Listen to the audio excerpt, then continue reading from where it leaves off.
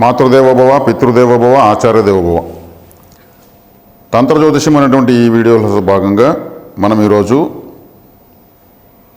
శని భగవానుల వారు జూన్ 30, 2024 సంవత్సరం ఆదివారం ఉదయం 7 గంటల నుంచి కుంభరాశి యందు వక్ర సంచారం ప్రారంభించి మకర రాశి వైపు ప్రయాణిస్తున్నారు. ఈ వక్ర సంచారం వల్ల ద్వాదశ రాశుల వారికి శని భగవానుల వారు ఎటువంటి ఫలితాలు ఇస్తున్నారనే దానిపైన మనము మాట్లాడుకోబోతున్నాము. మరి శని భగవానుల వారి గురించి చెప్పాలంటే ఆయన ధర్మదేవత, ఈశ్వర శబ్దంతో పిలువబడే ఏకైక నవగ్రహాలు ఏకైక గ్రహం ఆయనే. ఈశ్వర శబ్దంతో పిలిచే దేవతలు 5 మందే. 5 మందిలో ఈశ్వరుడు, విఘ్నేశ్వరుడు, సుబ్రహ్మణ్యేశ్వరుడు, వెంకటేశ్వరుడు, తర్వాత శనీశ్వరుడు మాత్రమే. వీళ్ళు 5 మందే లయకారకులు, చాలా శక్తివంతమైన దేవతలు. వీళ్ళకి అధికారాలు ఎక్కువ ఉంటాయన్నమాట. కాబట్టి నవగ్రహాలు ఏకైక ఈశ్వరుడు శనీశ్వరుడు. ఆయన మనకు ఇప్పుడు కుంభరాశిలో వక్ర సంచారం ప్రారంభించి మకర రాశి వైపు ప్రయాణిస్తున్నారు. మరి ఆయన ధర్మదేవత అన్నాము. అన్ని గ్రహాలు జీతాలు ఇస్తే ఈయన జీవితాన్ని ఇస్తాడు. మరి జీవితాన్ని నేర్పిస్తాడు. మనం ఎలా బతకాలో, మన కర్మ పరిపాకాన్ని ఎలా ఎదుర్కోవాలో నేర్పించేటువంటి ఏకైక ధర్మదేవత శని భగవానుల వారు. కాబట్టి కష్టపెట్టే దాంట్లో శని భగవానులు అంతటి వారు లేరు, కలిగించడంలోనూ ఆయన అంతటి వారు లేరు అంటూ ఉంటారు. కాబట్టి కష్టే ఫలి అనే దానికి మనకు ఆ కష్టానికి తగిన ఫలితాన్ని ఇచ్చేటువంటి దేవత అన్నమాట ఆయన తన స్వక్షేత్రం కుంభరాశిలో వక్రించి మకర రాశి వైపు ప్రయాణించడం అనేది ఈ ద్వాదశ రాశుల వాళ్ళకు చాలా ప్రముఖమైన ఫలితాలు దశ నిర్దేశం అవుతాయన్నమాట. ఎందుకంటే ఆయన వక్రించాడంటే ఏం చేస్తాడు? ఆయన ధర్మదేవత అన్నాము. ఆయన గతంలో మకర రాశిలో ఉన్నప్పుడు మకర రాశి వారి యొక్క ఫలితాలు, అదేవిధంగా ద్వాదశ రాశుల వాళ్ళ యొక్క ఫలితాలు వారి వారి స్థానాన్ని అనుసరించి గోచారంలో వారి యొక్క కర్మ సిద్ధాంతాన్ని ఆయన పరిశీలిస్తూ వెళ్తాడు. దాన్ని అనుభవింపజేసి ముందుకు సాగుతూ ఉంటాడు. ఏదైనా మర్చిపోయామేమో అని తిరిగి మళ్ళీ వెనక్కి వెళ్ళి ఆ మర్చిపోయినటువంటి పెండింగ్ ఫైల్స్ మళ్ళీ ఎత్తి ముందుకేసుకుంటాడు. ఆయన ఒక స్ట్రిక్ట్ ఆఫీసర్. ఆయన మర్చిపోతే ఇంకా సృష్టిలో ఇంకా అర్థం లేకుండా పోతుంది. ఆయన ఏది మరవడు.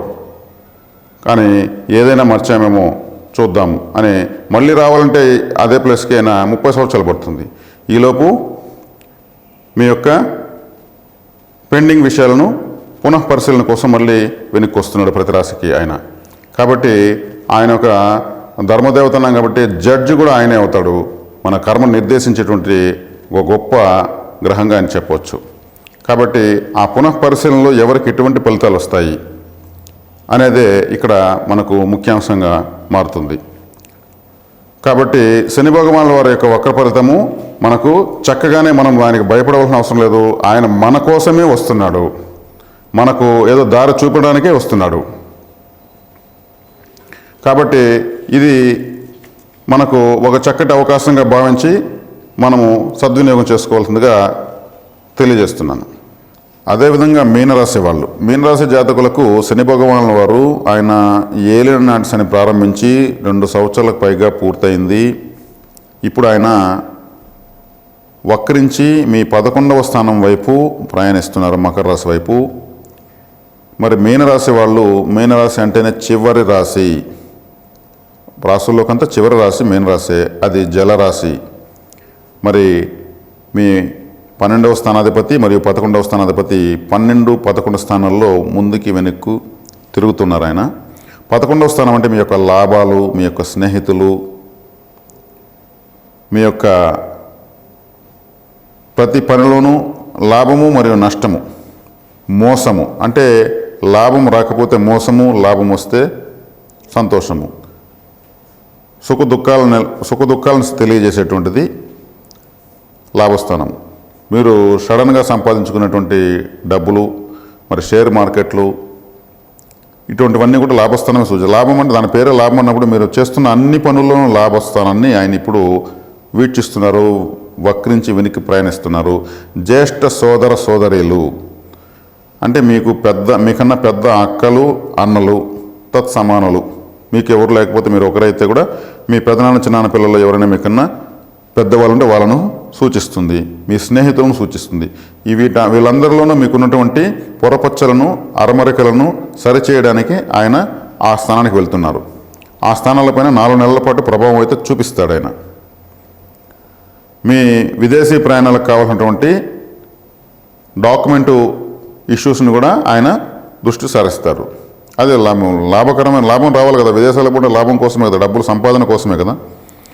కాబట్టి వాటికి సంబంధించి కూడా మీ యొక్క జీవితంలో ఆయన దృష్టి సారిస్తారు. కాబట్టి ఈ విషయాలపైన మీరు జాగ్రత్తగా ఉండాలి. జాగ్రత్తగా అంటే సునిశ్చితంగా పరిశీలిస్తూ ఉండాలి. ఏదైనా మీది పొరపాటు ఉంటే పొరపాటుగానే మీరు నిర్ణయించండి. ఇప్పుడు కానీ తప్పించుకునే వాళ్ళు ఎవరు లేరు. మీరు పొరపాటు ఒప్పుకోకపోతే మళ్ళీ శనిబాబు వాళ్ళు ఇదే విధంగా ఏదో ఒక రోజు మళ్ళీ పట్టుకుంటాడు ఆయన. ఆ రోజు వరకు ఉన్న వడ్డీతో సహా మరి అనుభవింపజేస్తాడు కర్మదేవత ఆయన. కాబట్టి మీకు ఎక్కడైనా మోసం చేసే లాభాలు సంపాదించుంటే కూడా ఆ డబ్బులు ఇప్పుడు నష్టపోవడానికి అవకాశం ఉంటుంది. మీ లాభాలు మీరు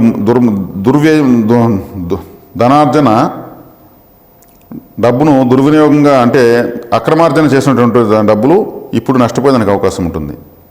ఎందుకంటే ఆయన ధర్మదేవత కాబట్టి అటువంటి డబ్బులు పెట్టడు.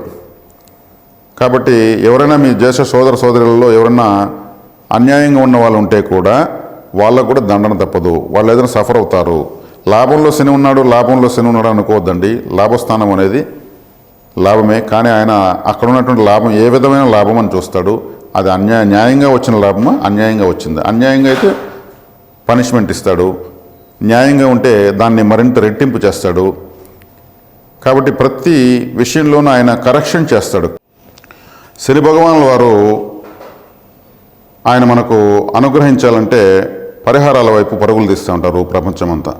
మరి తైలాభిషేకాలకు మరి ఇంకెక్కడో గొప్ప గొప్ప శని భగవాన్ యొక్క క్షేత్రాలకు వెళ్ళి దర్శించుకొని ఆరాధించి చేస్తూ ఉంటారు.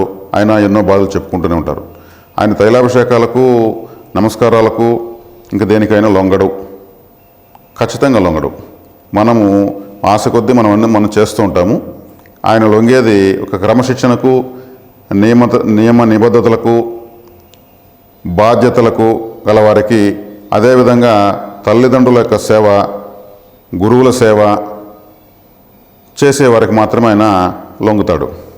మరి మనకు అవన్నీ వాటితో పాటు ఇంకొన్ని పరిహారాలు ఆయన ఏ పరిహారానికి ఆయన మనకు అనుగ్రహిస్తాడంటే శని భగవానునికి సంబంధించినటువంటి తత్సంబంధమైనటువంటి ఈ జీవకారకులు కొంతమంది ఉంటారు.